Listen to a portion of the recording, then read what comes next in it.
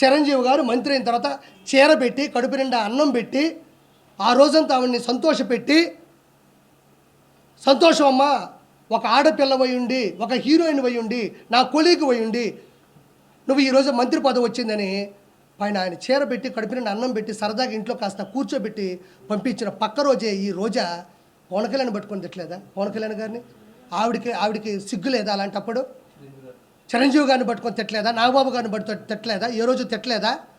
అదే రోజా, ఆర్కే రోజా చిరంజీవి గారితో ఎన్ని సినిమాలు హీరోయిన్గా చేయలేదు? ఎన్నిసార్లు వాళ్ళు కలిసి భోంచేస్తుంటారు, ఎన్నిసార్లు వాళ్ళు సీన్లు డైలాగులు ఇద్దరు కలిసి మాట్లాడుకొని ఉంటారు, ఎన్నిసార్లు ఒకరినొకరు ప్రోత్సహించుకొని ఉంటారు. బాలయ్యబాబు గారిని పెట్టుకుని ఎన్ని తిట్లు తిట్టలేదు? బాలయ్యబాబు గారు ఎన్ని సినిమాలు చేయలేదు? ఒకసారి వికీపీడియా కొట్టి చూడండి. వాళ్ళు ఏ పాపం చేశాను తిట్టా, నువ్వన్నా పాపం చేసావు, ఏ పుణ్యము చేయలే. 3,000 కోట్ల రూపాయలు నగిరి ప్రజల మీద సంపాదించావు కాబట్టి నేను ప్రశ్నించా. నీకు దమ్ముంటే నన్ను ప్రశ్నించు, ఎవరిని తిట్టకూడదు. నేను ఒకటే మాట చెప్తున్నా, నువ్వు జడ్జి చేసినంత మాత్రానో, నువ్వు నాకు దగ్గరైనంత మాత్రానో నువ్వు రోడ్లకి పోతే ప్రశ్నించకూడదా? నువ్వు జడ్జి అయినంత మాత్రానో, నాకు దగ్గరైనంత మాత్రానో గంజాయి అమ్ముతుంటే ప్రశ్నించకూడదా? నువ్వు జడ్జిమెంట్ ఇచ్చినంత మాత్రానో, నాకు దగ్గరైనంత మాత్రానో నువ్వు బూతులు నాయకుల్ని తిడతా ఉంటే నేను ప్రశ్నించకూడదా? నువ్వు జడ్జి అయినంత మాత్రానో, నాకు దగ్గరైనంత మాత్రానో నగిరి అభివృద్ధిని పూర్తిగా సున్నా చేస్తే నేను ప్రశ్నించకూడదా? నాకు దగ్గరైనంత మాత్రాన నువ్వు ఏది చేస్తున్నా సరే ఏ రోజు జీవితంలో ఆ రోజు కలిసి భోంచేసాం కదా, ఆ తర్వాత జరిగే యదవ పనులకి ఈ ఒక్కరోజు తలుచుకుంటే రాష్ట్రాలు కాదు రాజధానులు కూలిపోతాయి. ఒక విషయం చెప్తాయండి, దాడి జరిగితే నా మొహం మీద ఒక దెబ్బ అన్నా కొడతారు, దెబ్బలు ఏమైనా ఉన్నాయో చూసుకున్నాను. అయినా వాడు చెప్తే గుర్తుపెట్టుకోండి, అది జరిగినా నేను దాన్ని ఎలా రికవరీ చేయాలో తెలుసు, నేను ప్రెస్ మీట్ పెట్టుకొని మాట్లాడతాను తెలుసు, చేసిన తప్పుని నిలదీయగలను. నా చేపల పులుసు మీద పడితే నా మీద పడ్డట్టే. నా చేపల పులుసు అంటే నా దగ్గర తీసుకున్న వాళ్ళు కావచ్చు, నేను ఇచ్చిన వాళ్ళు కావచ్చు, నాయి కావచ్చు. నేను అంత ఈజీగా ఇన్నోసెంట్ నేను కాదు. నేను జగన్మోహన్ రెడ్డినే నేను ఎలక్షన్స్ ముందే ప్రశ్నించినవాడిని. నేను ఎవరైనా నా దాని మీద దాడి జరిగితే నేను ఎక్కువ పెడతా. ఇప్పుడు విజయవాడలో నేను పెడతాను, ఎవరిని ఆపని చెప్పి చూద్దాం.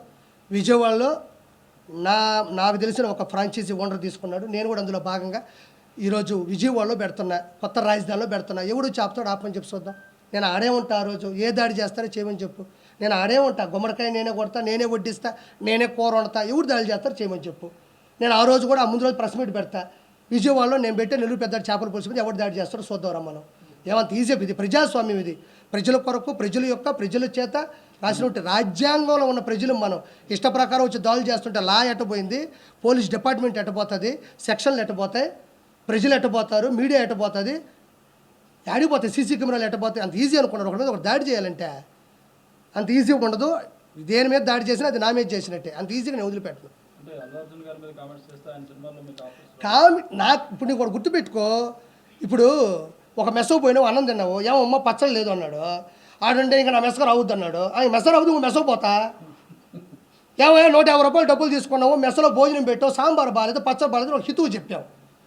అంత మాత్రం నువ్వు నా మెస్సకు రావద్దు అన్నాడు అని మెస్సకు రాను, ఇంకో మెస్స పెడతా, లేదా మా ఇంట్లో తింటా, లేదా నేను వండుకుంటా, లేదా పెరుగు పెట్టు, లేదా స్విగ్గీ జొమాటో పెట్టుకుంటా.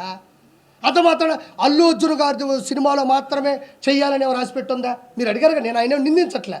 క్వశ్చన్ దానికి నేను తప్పించుకోకూడదు, నేను తప్పించుకోవాల్సిన అవసరం లేదు కాబట్టి అది వదిలేసి ఇప్పుడు అది వద్దు నేను అలా.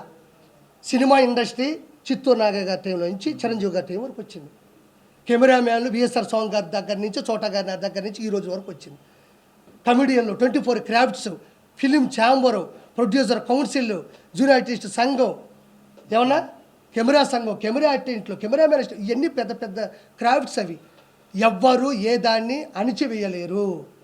నాకు ఆ రోజు జరిగి తప్పు అనిపించిందా నేను చెప్పా, ఈరోజు నిలబడ్డాను అంతే. నేను ఆ విషయం నేను వెనక్కి తగ్గను. ఇప్పుడు మీరు అడగకపోతే నేను చెప్పేవాడు కాదు, ఎప్పటికైనా కట్టుబడి ఉంటా. నీకు దమ్ము ఉంటే నేను బతుకున్నంతకాలం నువ్వు నన్ను రోజు ప్రశ్నిస్తూ ఉండు. నేను కట్టుబడి ఉంటా. పోతామండి, ఏ రోజు బావు. షుగర్ వస్తే పోవట్లేదా, థైరాయిడ్ వస్తే పోవట్లేదా, అంతు పట్టిన జబ్బు వస్తే పోవట్లేదా, ఎదిరించి పోదాం, ప్రశ్నించి పోదాం, ఎదుటి క్వశ్చన్ చేసి పోదాం. ఏముంది దాంట్లో? నాకేం ఇబ్బంది, తీసుకోకపోతేనే ఇబ్బంది. నాకు ఏ రోజు ఇబ్బంది అనిపించదమ్మా.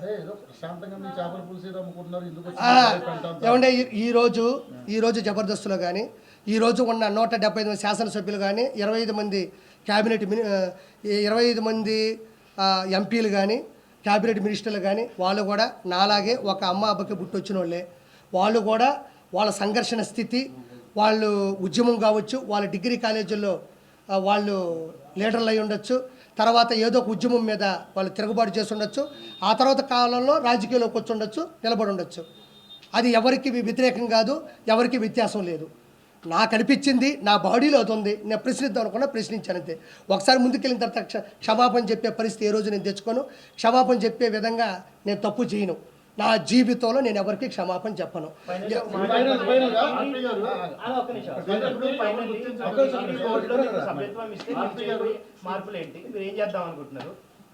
టీడీపీలోనే టీటీడీలో సార్, టీటీడీ పోస్టులకి నేను అర్హుని ఉన్నోడినే. నాకు అర్హత ఉందా, లేకపోతే మనం ఏదో 10 మైకులు పెట్టుకొని మాట్లాడేంత మాత్రం అర్హత అని నేను అనుకోను.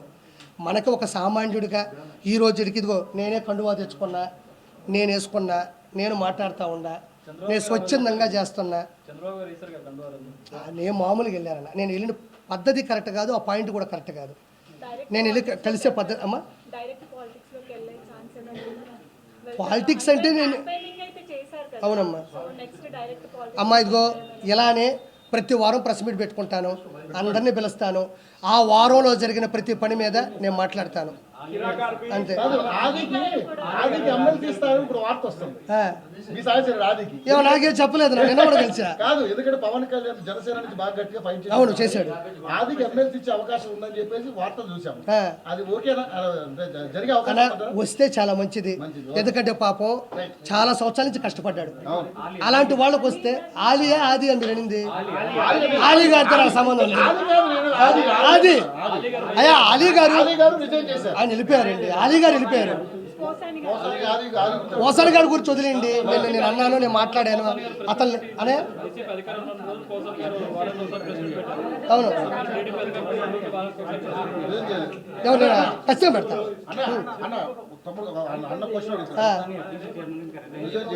ఎవరు చేస్తాడు? ఏమో ఇప్పుడు ఎఫ్డీసీ చైర్మన్గా పోసాన గారు రిజైన్ చేయలేదన్నారు, చేయకుండా ఇంట్లో పెట్టుకుంటాడండి దాన్ని. ఆ రోజు నేను మాట్లాడినప్పటి నుంచి ఈ రోజు వరకు బయటికి రాలా. బయటకు వచ్చి కనీసం ఓడిపోయిన తర్వాత అయినా ప్రజలు మమ్మల్ని ఎందుకు ఓడించారో మేము తెలుసుకుంటాం, మేము నేర్చుకుంటాం అని కూడా లేదు.